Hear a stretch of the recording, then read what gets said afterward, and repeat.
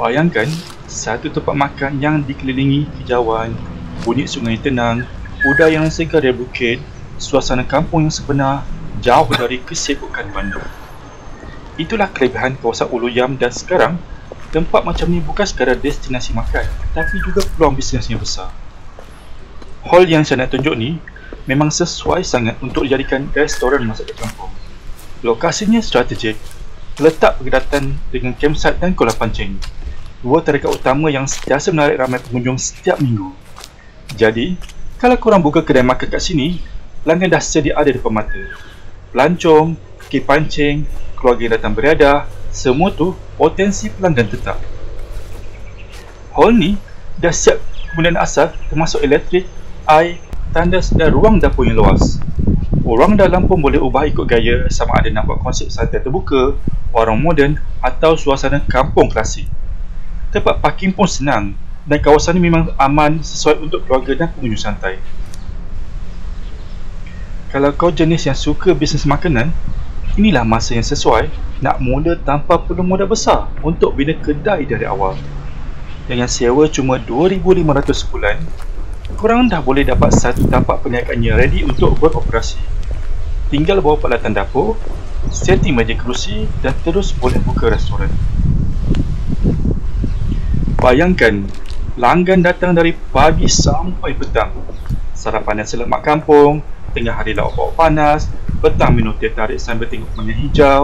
Malah, kalau kreatif, tempat ni boleh juga dijadikan lokasi event seperti jamuan keluarga, team building atau makan malam santai.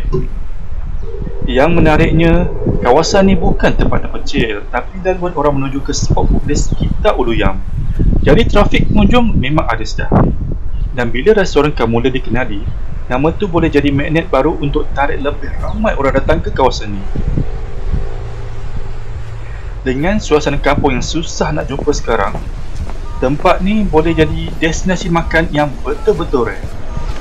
Simple, tenang, tapi ada nilai komersial yang tinggi. Kalau korang tengah cari peluang untuk mula bisnes makan dengan risiko rendah tapi potensi besar, ini antara pilihan terbaik yang aku boleh tunjukkan. Sewa cuma RM2,500 sebulan, lokasi dah sedia, kemudahan lengkap, pelanggan pun dah sedia tunggu. Kalau korang nak tengok sendiri, boleh hubungi saya untuk viewing. Bila sampai sini, baru korang akan faham kenapa saya kata tempat ni ada aura ada. Sebelum tu, jangan lupa join Telegram saya.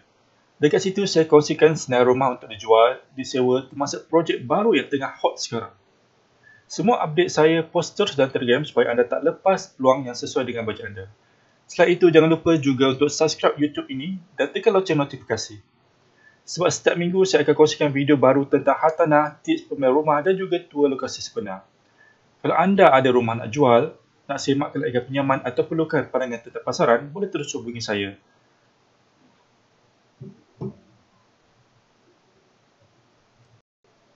Jumpa lagi dalam video akan datang.